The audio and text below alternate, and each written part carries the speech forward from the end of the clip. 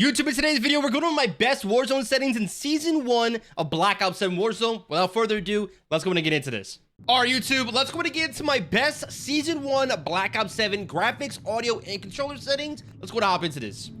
Alrighty, guys, so we're going to be starting off with the controller settings in today's video. We're going to be giving you guys why I have these settings. I'm going to explain everything from top to bottom. So let's just start off with by saying this. I run a horizontal stick sensitivity of 2.0 and a vertical 2.0 as well. This is significantly lower than what I play on Warzone, and that's because I noticed I was missing so many shots on Black Ops 7 multiplayer, so I decided to bring it back down to what I used to play on. It's a lot better. Alright, so control vibration, turn that off completely. Dead zone inputs. Left stick minimum 2, left stick max should be 60, not 15. Right stick minimum 5 and right stick max 99. I'm not sure why this changed though. I can always just put it back, no big deal.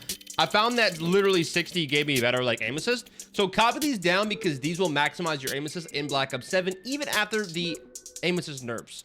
Coming to the aiming tab, advanced settings. In the game already, this is gonna be set to gradual. That's what the game automatically sets it to. So make sure you put it to instant so that you actually get the best settings possible.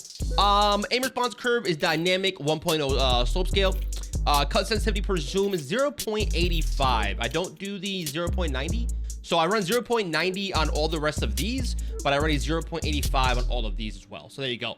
All right, so guys, just want to give a quick tip really quick about the aim assist changes. Before we get into graphic settings and all of that stuff, I just want to take you guys to the firing range and show you guys what you should be doing when shooting your weapons in Black Ops 7. Always make sure you're strafing left to right, but you also, like with the aim assist changes, they kind of did a little bit something weird. You have to make sure you're strafing constantly and you'll get that aim assist, even if it's up and down or side to side. Just a little tip that I wanted to add so you guys make sure you get that under control. So let's go ahead and move on to the graphics setting, guys, because this is the important setting. If you're on console or PC, some of these settings you're going to get, and these will apply to anything you're on. If you're on a low-end system, high-end system, I do not care. Okay, so coming in, I got a 5070 Ti. My screen refresh rate is 144 2K. That's what my monitor can handle. So definitely make sure you want to understand what your monitor can handle and what the refresh rate is on there. So, okay, so game of brightness, I have 60.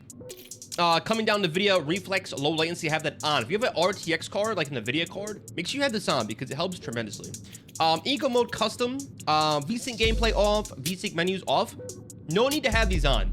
These literally have no benefits to how many frames you lose or how many frames you gain. So in the game settings for gameplay custom frame rate limit, I have it set to 150, and that's because my monitor can only handle 144. So you just go like 10 over, that's fine. Menu custom frame rates on 80. There's no point in running unlimited FPS if your monitor can't handle it. Just a little quick heads up for you guys. Scrolling down, reduce menu render resolution, keep it on native. There's no point of like messing with that.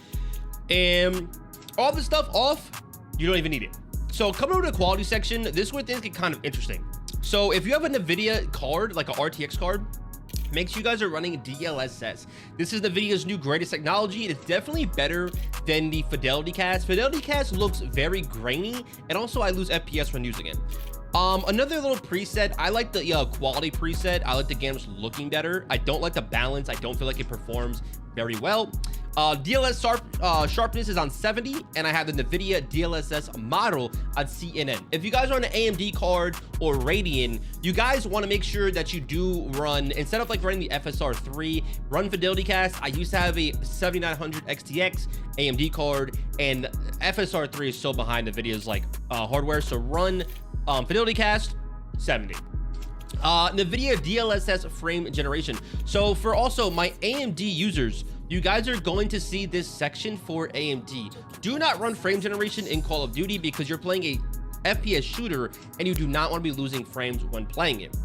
All right, so now that we got that all the way, ray trace reflections, turn it off. You're gonna lose so much FPS when doing that, and nobody really cares because you're playing a shooting game. You don't have time to be looking around at like the reflections and all that stuff. It doesn't make any sense. VRAM scale target, I put this on 70 because I think it's a good middle ground. You could like raise it to 80 if you want, but 70 just seems to be like the middle ground. I don't get stutters in my game and everything kind of feels smooth. Variable rate shading is automatically on. Texture resolution is on high, and then we do texture filter anisotropic, put it on low. Depth of field is off. Detail quality is high. So the reason why these two settings are high is because your game will look good and you will use a little bit of VRAM, but the rest we can just adjust to low because there's no need to have them on a high scale. So particle resolution, very low. Bullet impacts off. Persistent effects are off. There's just no need. Shader quality is high. This is for the colors in the game. Even though this says like the lighting on some surfaces, I've noticed that like some of the things in the colors in the game look off. You leave this on low, so I leave it on high. On-demand streaming texture. I don't notice a difference having this on optimized compared to minimal. So if you guys like want to know, keep it on minimal. Local texture streaming quality low and in-video quality low. Shadow quality very low. Screen space shadows off. Occlusion, screen space lighting off.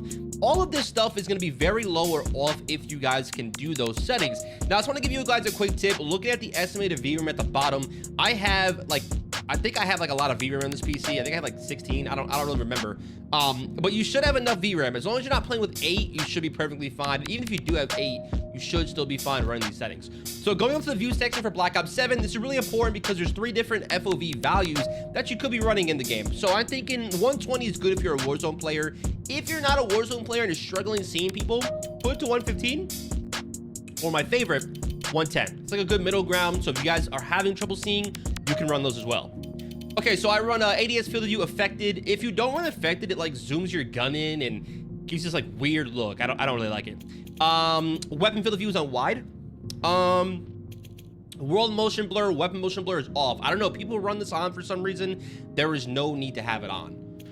All right, so coming down here, guys, this is pretty much about it for these settings. Now, anybody that's on the NVIDIA card, I just want to show you guys my color filters because you guys can pop these up by pressing Alt-Z. A lot of people have been telling me in my streams that my game looks amazing, so I thought I'd just show you guys in the video what we're rocking with. So let's start off with the bottom. We got the color settings. The tint color is going to be on 0, tint intensity on 0, temperature -6, vibrance 100. This is going to boost your colors in your game, allowing you to actually see people a lot better, even at close and distance. Brightness and contrast, exposure 6, contrast 20, highlights -44, shadows -44. So these are really important settings because this is taking the darkness out of the game.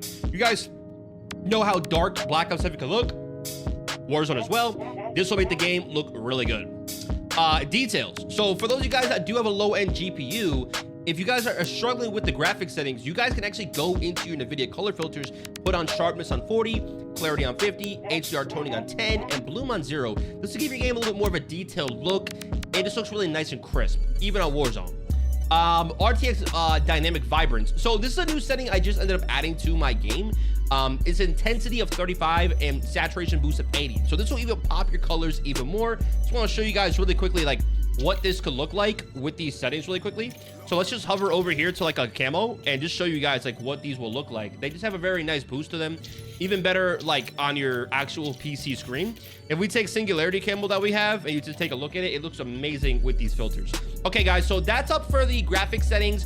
We did controller settings. As far as my audio settings go, guys, in this game, I'm running Art of War tune. So if you guys do not know who he is, look him up on YouTube, Art of War Warzone. You will find him. He has the best tunes. As far as that, guys, these are my best Black Ops 7 settings in Season 1. That's all the sauce I can give you guys. I'll catch y'all later.